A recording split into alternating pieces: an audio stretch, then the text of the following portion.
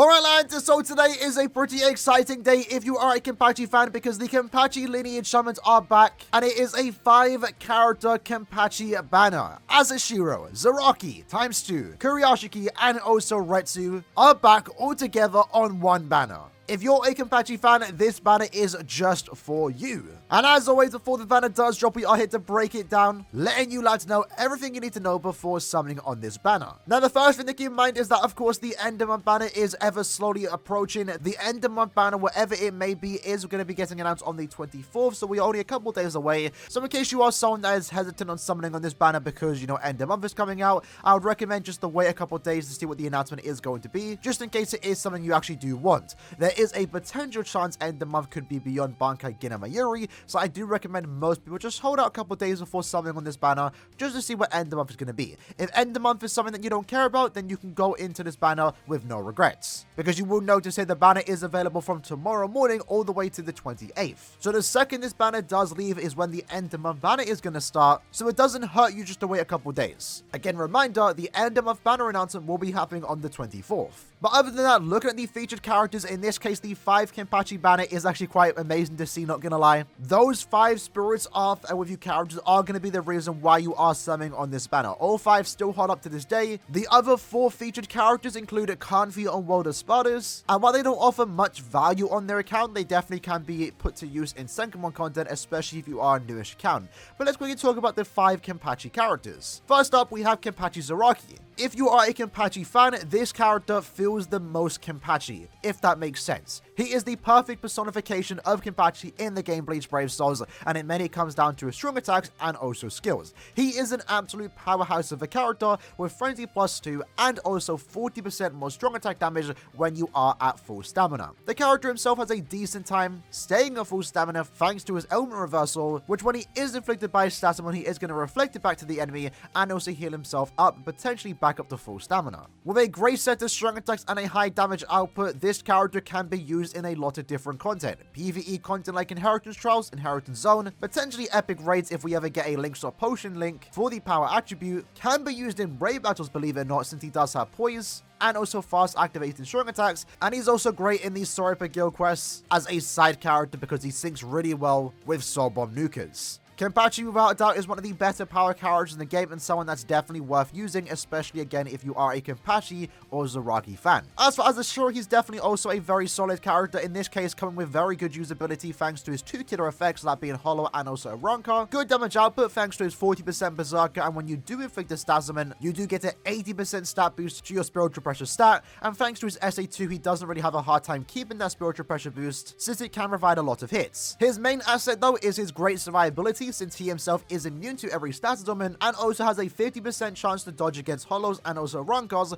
the 2 enemies he has killer against. He might not be the fastest character to clear content with, definitely not slow by any means, but in combination with his insane survivability, probably some of the best in the entire game, he makes for a very solid character, especially if you are new to the game, since again he does have 2 killers. For Kuriyashiki, he is going to be your brave battle character, in this case a counter to another character in this banner, the Beyond Bankai KENPACHI, but Kuriyashiki himself is just a counter to Captains. He does well against Yamamoto, KENPACHI, and also, of course, the most recent Sajin. Has a very high damage output with Flurry +2 and gets even stronger and tankier when he gets under half stamina.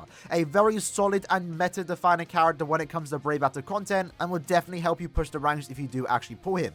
And the same can be said for the Beyond Bankai version of KENPACHI. He is once more another Brave Battle character, very similar in design, Flurry +2, goes for invincibility, and also has Captain Killer. In this case though, this KENPACHI was more so designed to counter Beyond Bankai Yamamoto, but also just fares well against someone like Sajin, and even Yuha Baha if he does have the Transcendent advantage. Both KENPACHI Zaraki and also KENPACHI Kuriyashiki make for a very good combo in the Brave Battle meta, and the fact that you can potentially get both of them on one banner makes it all the better. And then the last KENPACHI to talk about, we have Yachida Unohana. In this case, one of the more meta-defining technique characters, having a great set of strong attacks, insane survivability with a weakening and also drain on every single attack, except at SA3, but that's fine because the SA3 is a charged strong attack free that can also heal your team by 40% when fully charged. Really high damage output, great set of strong attacks, and a great set of visuals to back it up. Alongside that though, she's also one of, if not the best autoer in the entire game, especially when it comes to speedrunning point event content. A character you can definitely use anywhere, have a lot of fun with, especially if we ever get a Link Shot Potion Soul trait for this attribute. She'll be an amazing asset for epic raid content. And that's basically the 5 Kenpachi in a nutshell. They all still hold up to this day, and are still some of the 5 better characters you can pick up on any given attribute. I mean, Kenpachi, Zaraki is one of the best power characters, Azashiro is one of the best speed characters, Kuriyashiki and also Zaraki are one of the best Brave Battle characters, and then Retsu is one of the best technique characters, so you can't go wrong with picking up any of these 5 characters here. As for the other 4 though, they're alright, not bad by any means, but they're just lacking compared to some of the newer characters, and the same can be said for basically all 5 characters here.